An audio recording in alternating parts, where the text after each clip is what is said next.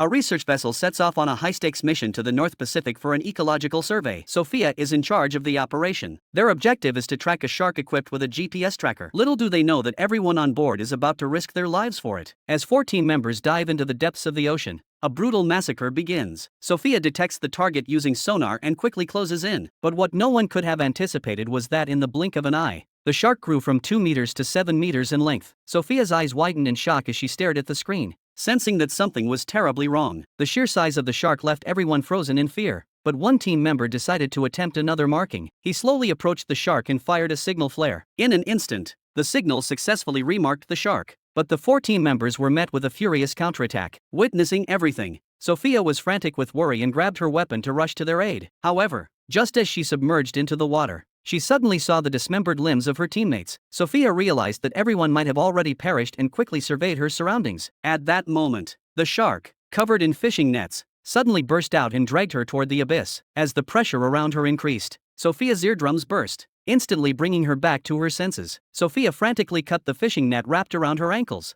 allowing her to narrowly escape the abyss. With the last breath in her lungs, Sophia finally managed to escape danger at the last moment. Time flew by, and 3 years later, everything had changed beyond recognition. On the banks of the Seine River in front of the Eiffel Tower, 2 young people were playing a game of fishing. They pulled out a cannonball. The police arrived shortly after and quickly uncovered the truth. It turned out that the shell was left over from World War II, in addition to the one they retrieved. The police found another 154 shells in the vicinity. However, what they didn't know was that there were more shells hidden at the bottom of the river. By this time, Sophia had changed careers and was now working as an aquarium guide. The accident from years ago had left her physically and mentally scarred. It seemed as though she no longer wanted to mention the past. She had hoped that she would never have anything to do with her past again. However, on her way home, she was stopped by a girl named Mika. It turned out that Mika was a member of a civilian marine conservation organization dedicated to protecting the marine environment and wildlife. During their routine monitoring and observation, they accidentally discovered the beacon from the gray shark from years ago. What was puzzling was that the shark had left the ocean and was now heading toward the Seine River. Mika had called Sophia over because she wanted her to use her experience to guide the shark back to the ocean. Sophia found this hard to believe. She thought it couldn't possibly be the same beacon from years ago, and trying to guide the shark back was nothing but a pipe dream. The two couldn't see eye to eye and fell into an awkward silence. Sophia immediately left the scene. Back home,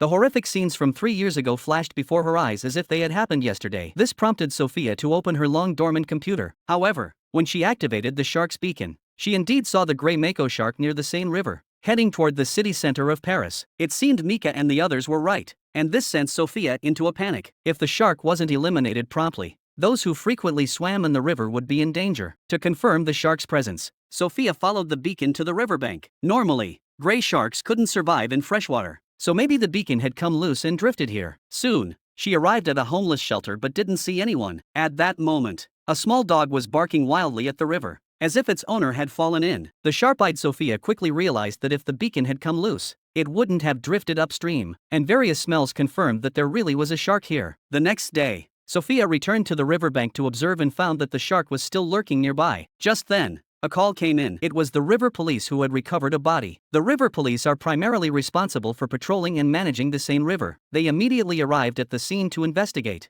and the body was indeed that of the homeless man who had gone missing the previous night. However, for some reason, the lower half of the homeless man's body was missing. The police suspected it might be the work of some large marine creature, so they called in Sophia, a former marine expert, and Mika, who was familiar with marine life. Based on the bite marks, it was confirmed that the attack was likely carried out by a gray shark. Sophia reported the situation to the police chief and recommended immediately closing the floodgates to eliminate the shark. The police chief dismissed the idea outright and ordered several officers to enter the water to investigate. Despite Sophia and Mika's objections that this was too dangerous, the officers were confident and unafraid. With no other option, Sophia had to assist from the boat, but Mika left in a hurry. The Seine and the scenery along the way were very beautiful, supposedly offering views of 70% of Paris' famous landmarks. However, no one was in the mood to admire the scenery. Everyone was more concerned about whether there were sharks. Based on the beacon, the exact location was quickly confirmed, and 3 fully armed officers jumped in. Unlike the ocean, the water in the river only allowed visibility of a few meters underwater. At first, the officers didn't think there were any sharks, but soon they sensed a mysterious presence. At that moment, Mika, who was observing from the shore, felt uneasy. She was worried that the officers might harm the shark. She quietly called the protection organization and asked the technician to use hacking technology to cut off the beacon. This would allow the shark to remain hidden. At the same time,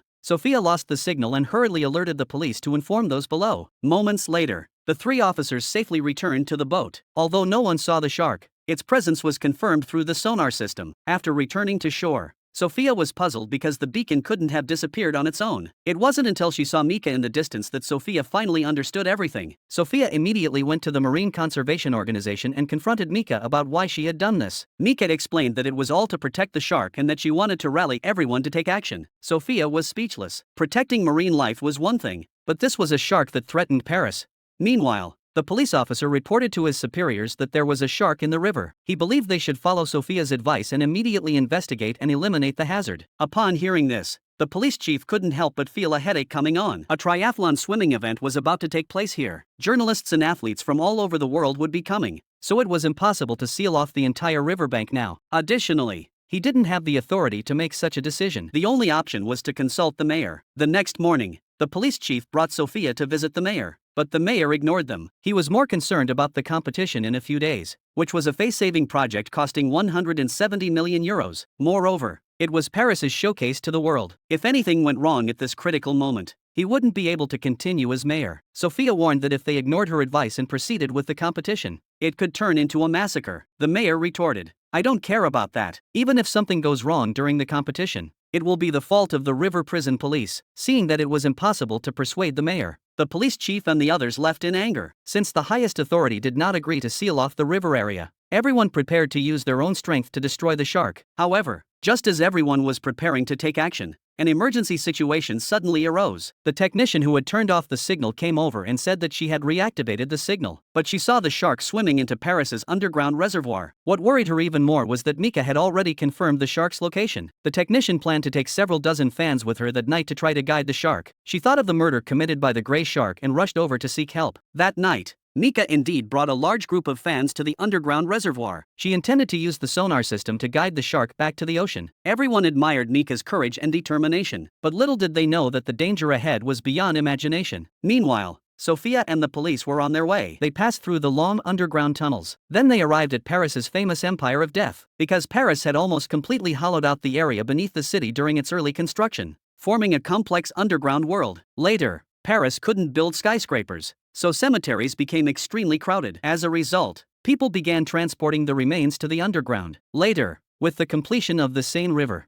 a natural reservoir formed beneath Paris, earning it the nickname Empire of the Dead. Since the specific terrain couldn't be depicted during filming, I drew a diagram for everyone to understand. The place where Mika is now is a circular deep well with only a narrow passage as the sole exit. If danger arises in the well, those inside will find it extremely difficult to escape in a short amount of time. When Sophia and the police arrived at the scene, Mika had already embraced the sonar and dived into the water. Seeing this, Sophia hurriedly urged her to come back, as the shark could attack at any moment. As they spoke, they indeed saw fins breaking the surface, one large and one small, totaling 2. It seemed the gray shark had given birth to a baby, adding another layer of danger for Mika. To everyone's surprise, Mika not only ignored the warnings but also reached out to touch the baby shark's head. She claimed there was no danger, leaving everyone speechless. To everyone present, the shark did not seem dangerous. At that moment, a police officer jumped into the water to pull Mika back, but she stubbornly refused to come ashore. However, the next second, the shark swallowed Mika whole. The sudden situation terrified everyone. Since the ground was already wet and narrow, many people fell into the deep well. The scene became even more chaotic, and the area turned into a slaughterhouse. Seeing that the situation was completely out of control,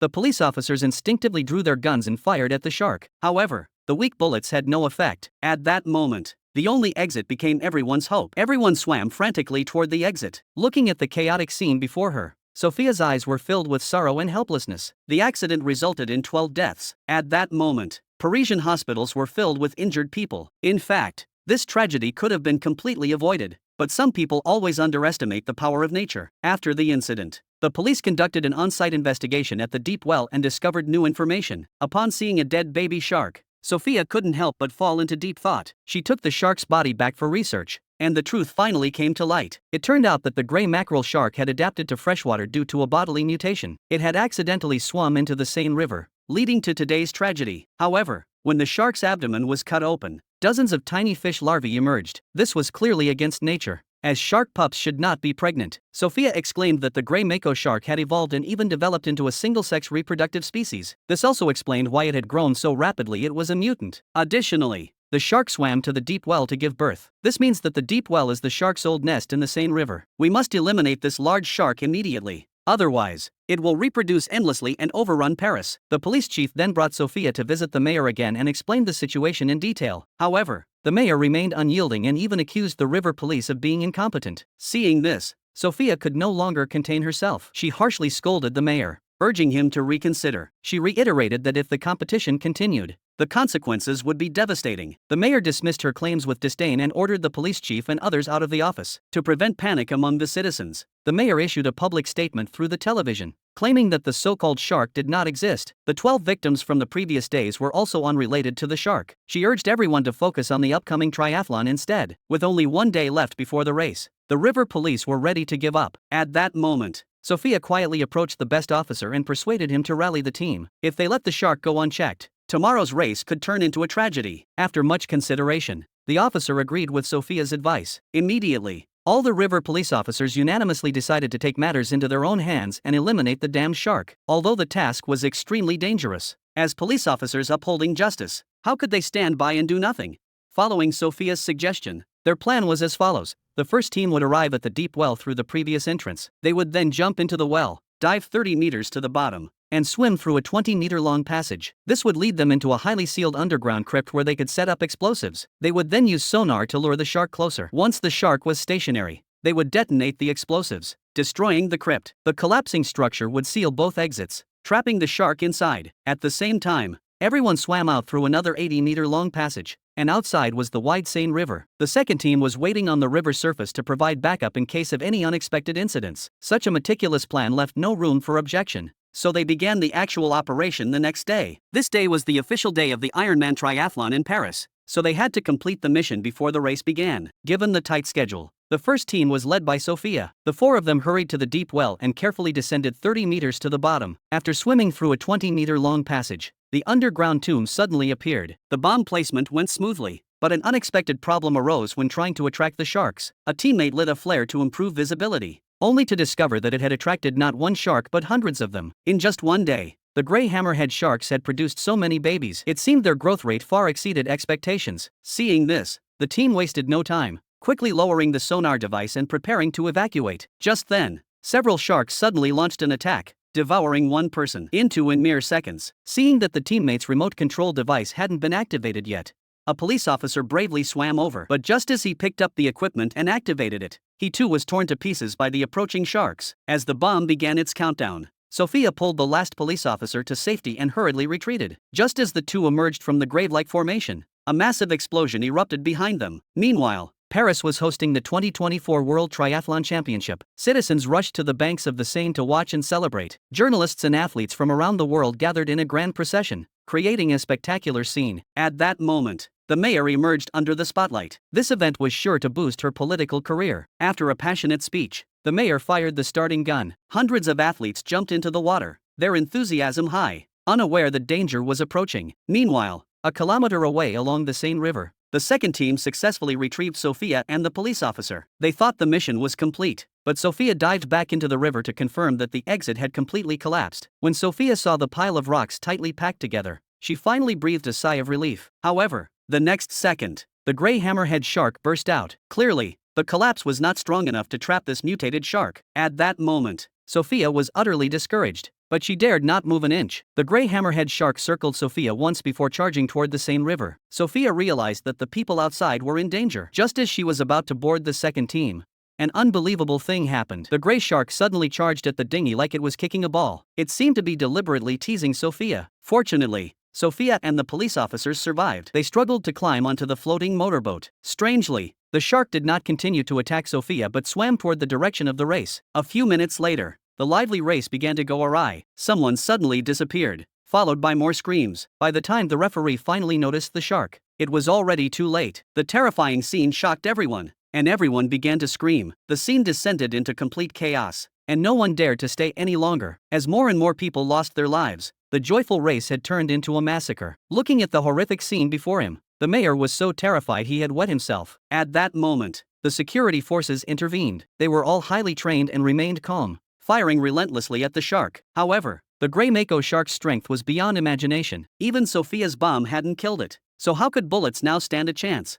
Perhaps the gray sharks had evolved intellectually. One of them swam toward a pile of artillery shells. It turned out that the police hadn't cleared all the hazards earlier, and there were still plenty of World War II shells on the riverbed. As it swam violently, the shells were pulled out of the ground and crashed heavily back into the riverbed. One of the shells finally detonated, triggering a chain reaction. The intense explosion sent towering waves crashing down, engulfing everyone in a devastating wave. As the surging tide approached, the police officers clung tightly to Sophia. The mayor watched helplessly as he was swallowed by the river. No one knew how long it took, but Sophia and the police officer managed to survive. However, the situation was puzzling. The place where they had managed to climb up was the top of a building. The police officer trembled as he asked if it was over, but Sophia stared ahead in silence. Then, a dorsal fin broke the surface of the water. Soon, more appeared, one of them enormous. Clearly, the initial gray shark had not died. Looking out, the entire city of Paris was flooded by the river, with all gates and systems completely paralyzed. Ultimately, the shark horde not only conquered Paris but also occupied Europe. Following the ocean's currents,